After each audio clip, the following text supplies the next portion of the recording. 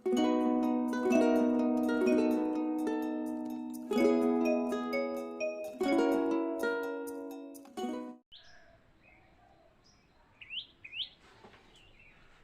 विद्यार्थियों, आपका इस YouTube चैनल में बहुत बहुत स्वागत और अभिनंदन करता हूँ।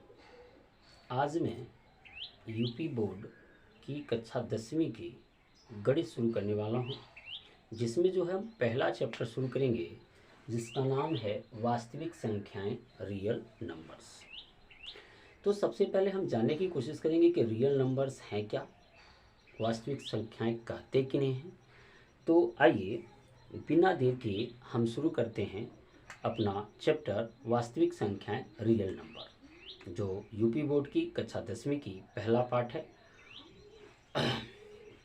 तो इसको वास्तविक संख्या जानने से पहले हमें जाननी होगी कि प्राकृतिक संख्या क्या होती है, प्राकृतिक संख्याएं क्या होती हैं।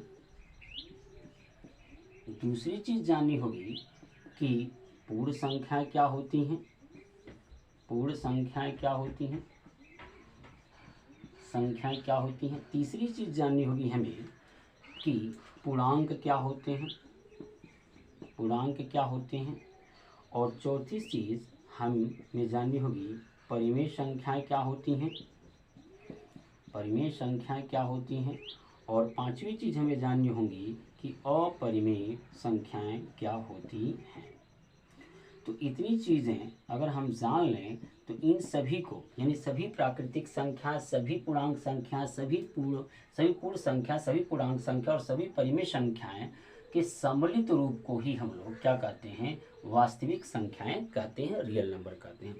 यानी जितनी भी प्राकृतिक संख्याएं हैं, पूर्ण संख्या हैं, पूर्णांक हैं, परिमेय संख्या है और परिमेय संख्या है, इन सबको एक साथ अगर हम मिला दें तो इनके सम्मिलित रूप को ही हम लोग वास्तविक संख्या या रियल नंबर कहते हैं।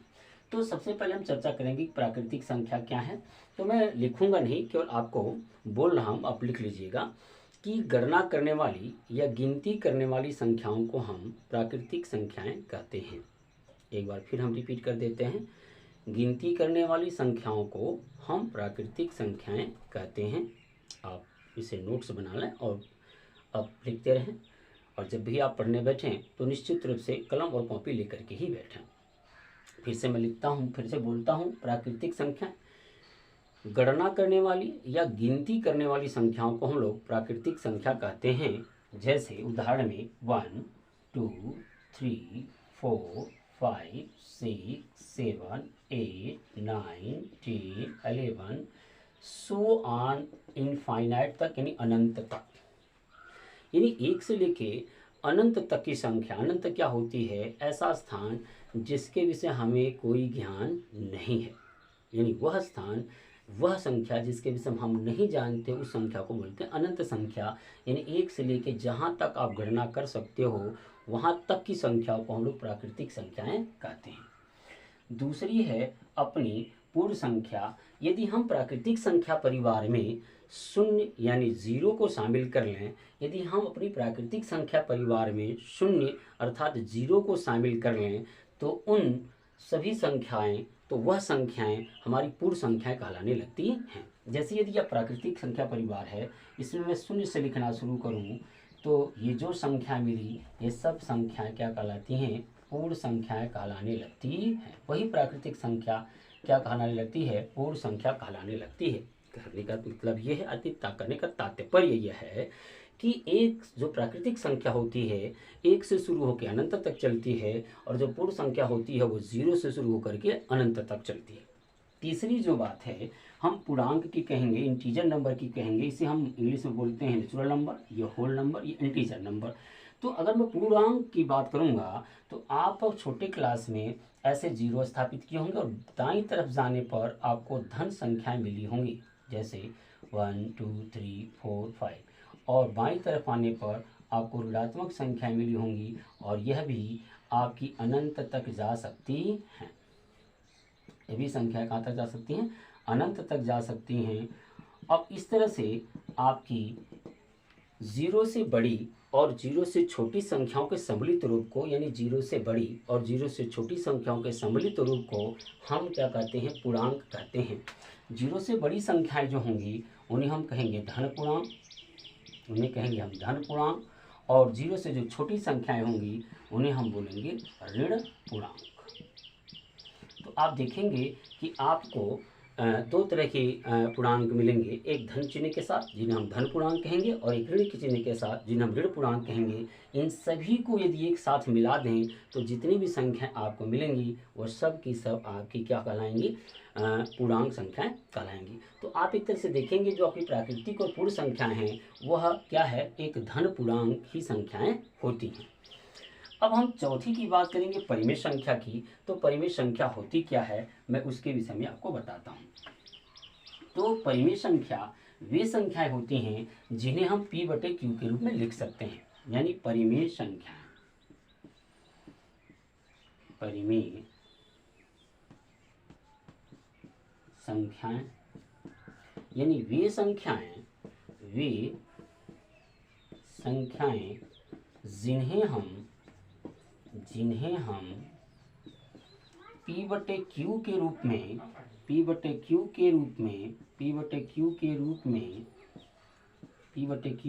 में लिख सकते हैं जहां Q नॉट इक्वल हो 0 के। तो वे संख्याएं हमारी परिमेय संख्याएं कहलाती। कहने का तात्पर्य है कि ऐसी संख्याएं जिन्हें हम भिन्नात्मक रूप में प्रदर्शित कर सकते हैं लेकिन हर हमारा 0 नहीं होना चाहिए, ऐसी संख्याओं को हम लोग क्या कहते हैं? परिमेय संख्याएं कहते हैं। जैसे आपने अभी भी देखा कि प्राकृतिक संख्या की बात हम लोगों ने की, प्राकृतिक संख्याओं की बात की हमने अभी प्राकृतिक संख्याओं की बात की। दूसरी चर्चा की हमने पूर्ण संख्याओं की चर्चा की, और तीसरी हमने चर्चा की पूर्णांक की बात की। तो ये पूर्णांक संख्याओं की बात की हमने। तो ये जो भी संख्याएं आप देख रहे हैं ये सभी की सभी संख्याएं क्या कहलाती हैं? परिमेय संख्याएं कहलाती हैं। यानी सभी प्राकृतिक संख्याएं, सभी पूर्ण संख्याएं, सभी पूर्णांक संख्याएं हमारी परिमेय संख्याएं कहलाती हैं। अब हम देखें तो अपरिमेय संख्या क्या होती है। तो अपरिमेय संख्या के लिए आप कह सकते हैं कि वे संख्याएं जिन्हें हम P/Q के रूप में नहीं लिख सकते हैं उन्हें हम लोग अपरिमेय संख्याएं कहते हैं। आपको समझने के लिए मैं एग्जाम्पल देता हूँ, उदाहरण देता हूँ। आप अभाज्य संख्या से परिचित होंगे, यानी वे संख्या अभाज्य संख्या कहलाती हैं जो अपने और एक के सिवाय किसी दूसरे से विभाजित नहीं होती हैं, पूर्णतः विभाजित नहीं होती हैं। यानी वे संख्याएं जो स्वयं और एक के अलावा किसी दूसरी संख्या से पूर्णतः विभाजित ना हो उन्हें हम लोग बोलते हैं अभाज्य संख्याएं। तो जैसे अभाज्य संख्याओं की बात करें, जैसे 2 हो गया आपकी अभाज्य संख्या, 3 अभाज्य संख्या, 5 अभाज्य संख्या है, 7 अभाज्य संख्या, 11 अभाज्य संख्या हो गया, 13 हो गया, 17 हो गया, 19 हो गया, 23 हो गया। इसी तरह से आपकी अभाज्य संख्या और आपकी हो गई 29 हो गई, फिर आपकी 31 हो गई। इस तरह से आप देखेंगे तो बहुत सारी अभाज्य संख्याएं आपको प्राप्त होंगी। ये सभी की सभी संख्याएं हमारी या तो पूर्ण संख्याएं हैं, या तो प्राकृतिक संख्याएं हैं, या कहें तो धन पूर्णांक हैं। लेकिन ये सब की सब अभी परिमेय संख्या है। लेकिन यदि मैं इनके ऊपर ऐसे करड़ी लगा दूं, कोई भी पावर करड़ी पे हो और मैं इनके ऊपर ऐसे करड़ी लगा दूं तो ये सभी संख्याएं अपरिमेय संख्याएं बन जाती हैं। ये सभी संख्याएं क्या बन जाती हैं? अपरिमेय संख्याएं बन जाती हैं। दूसरी जो अनावसानी होती हैं, अनावर्ती, आप कक्षा 9 में इस चीज़ को पढ़ चुके होंगे। अनावसानी, अनावर्ती दशमलव जो प्रसार होते हैं वो भी आपकी क्या होती हैं? अपरिमेय संख्या कहलाती हैं। ये क्या होती हैं? जैसे 0.067 मैंने लिखा और पुनः 2 0 बढ़ा, फिर 6 7, फिर 3 0 बढ़ेगा, फिर 6 7, फिर ऐसे जीरो की संख्या बढ़ती है। जितनी बार ये रिपीटिंग होंगी अंक उतनी बार जीरो की संख्या बढ़ जाएगी। इस तरह से दशमलव को लिखने की प्रक्रिया को हम लोग अनावसानी अनावर्ती दशमलव प्रसार कहते हैं, और यह भी एक अपरिमेय संख्या ही कहलाती है। अंक यहाँ कुछ भी हो सकता है, जैसे 0.625, फिर 000625, 0000625, 40625। इस तरह से आप देखेंगे तो आपकी ढेर सारी इस तरह की दशमलव प्रसार मिलेंगे जहाँ पर जीरो की संख्या देखना बढ़ती हुई नजर आ रही है। तो ऐसे दशमलव प्रसार को अनावसानी अनावर्ती दशमलव प्रसार कहते हैं और यह होती हैं अपरिमेय संख्याएं। एक आध एग्जाम्पल और देख लेते हैं, जैसे 0.044 0044 00044 00044। इस तरह से आप देखेंगे अनंत तक ये चलती जाएंगी। ये भी क्या होंगी? अनावसानी अनावर्ती दशमलव प्रसार हैं और ये भी अपरिमेय संख्याएं हैं। तो जैसे मैंने पहले ही बताया कि जो रियल नंबर होती हैं, वास्तविक संख्याएं होती हैं, वह क्या होती हैं? परिमेय और अपरिमेय संख्याओं के सम्मिलित रूप को, परिमेय तथा अपरिमेय संख्याओं के, परिमेय मतलब जितनी भी प्राकृतिक संख्या है, पूर्ण संख्या है, पूर्णांक हैं, तथा अपरिमेय जितनी भी अभाज्य संख्या जो करड़ी के रूप में है, जो अनावसानी अनावर्ती दशमलव के रूप में लिखी हुई हैं, परिमेय तथा अपरिमेय संख्याओं के जो सम्मिलित रूप होते हैं, सम्मिलित मतलब एक साथ मिला देने से सम्मिलित रूप को वास्तविक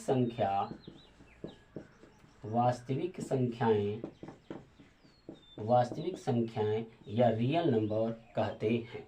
तो मैं उम्मीद करता हूँ आपको वास्तविक संख्या कंफर्म हो गया कि वास्तविक संख्या क्या होती है। तो वास्तविक संख्या में आपकी प्राकृतिक संख्या भी आएगी, पूर्ण संख्या भी आएगी, पूर्णांक भी आएगी, और परिमेय में जो अभाज्य संख्या अंडर रूट हैं वो भी आएंगी, और साथ में अनावसानी अनावर्ती दशमलव प्रसार है वह भी आएंगे।